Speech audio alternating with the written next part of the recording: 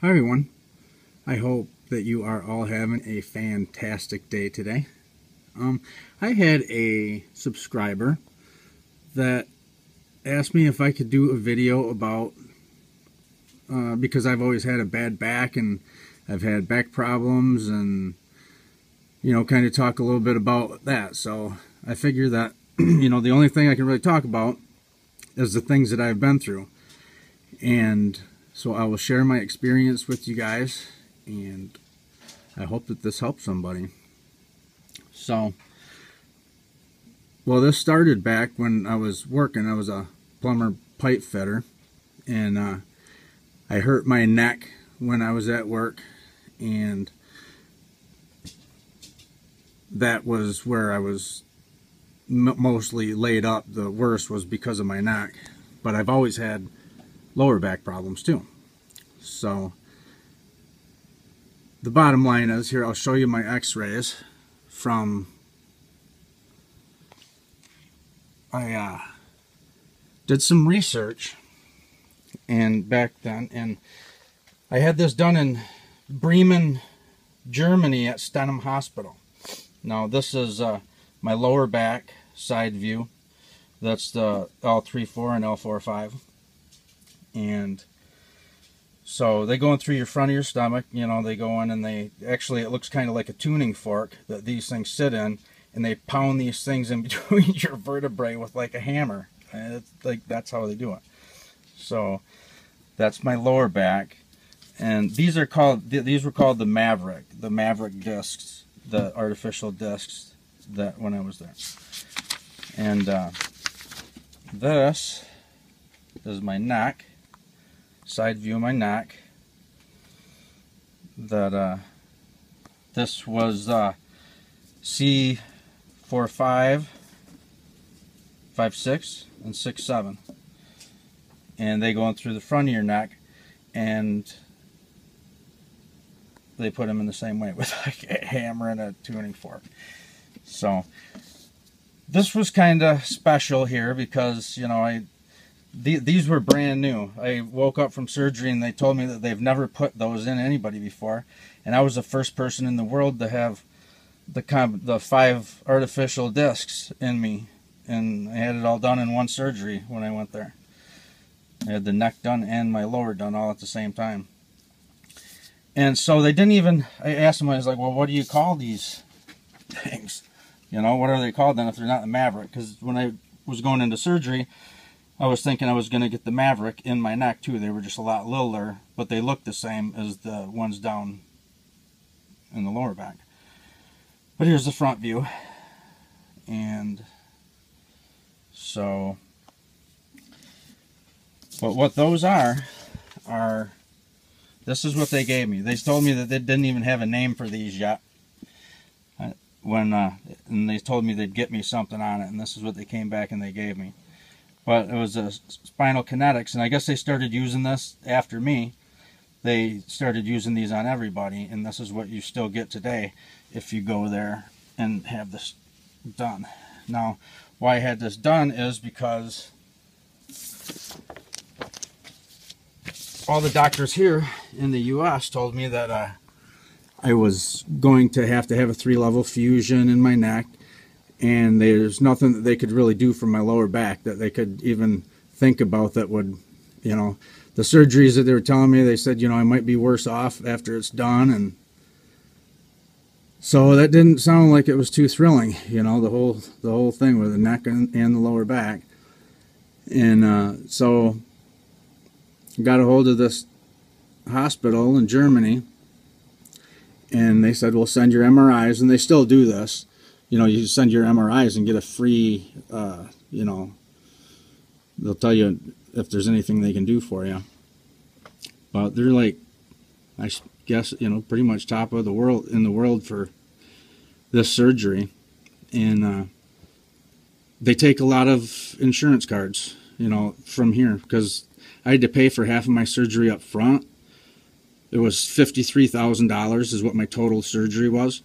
And I had to pay for half of that up front, but they were working with my insurance company, and they said, well, if your insurance company pays, which they think they will, then they'll send me back my money. And that's what they did. because the insurance company paid for all of it. That's what the insurance that I had when I was a pipe fitter.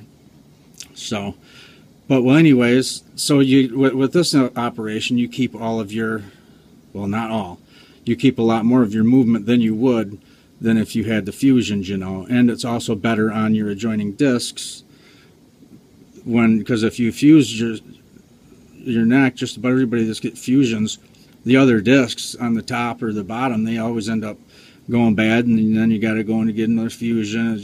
It seemed like a never-ending battle. So, but because I had this at work, I just got my workman's comp payout, you know, and they treated me like a criminal the whole time, this whole process.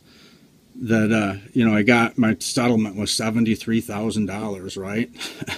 You know, and the surgery was $53,000, but I only did have to pay $7,000. I think I sent them, I don't know, $23,000 and something or whatever.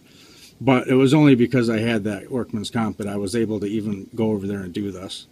So I know that not everybody can just, but you know, I don't know how they are now. I had this done in 2006. So, you know, it's encouraging when all the doctors around here tell you that there's nothing that they can do for you, and you find out that there is other things that can be done. And, you know, and anybody, this is something that everybody could do if you have back problems right now.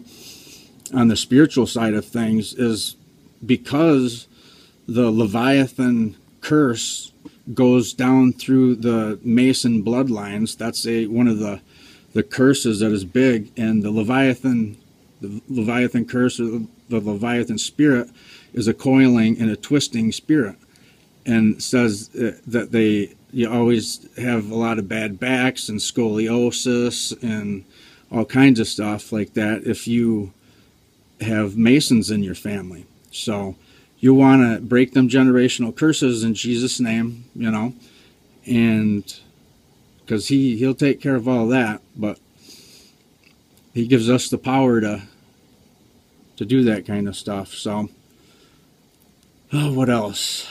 Oh yeah, now just be careful. I mean, being a targeted individual, if I'm talking about going in the hospitals in the U.S., because from my experience just in the last 8 or 9 days or so, my wife had been in the hospital, and it's no place for a targeted individual to be. I mean, you're at their mercy, you know. So just try to keep yourself healthy and all that, so you don't have to go to them people. And all of these, you know, I was on Norcos for a long time, and Xanax and all that. And Jesus delivered me from all of that stuff. You know, I still have pain and everything, but I can kind of handle it. And because that's bad stuff. You know, I used to call them things that like little white demons, I said them Norcos were. So anyways, that's just kind of my testimony from my back surgery and my back pain and all of that.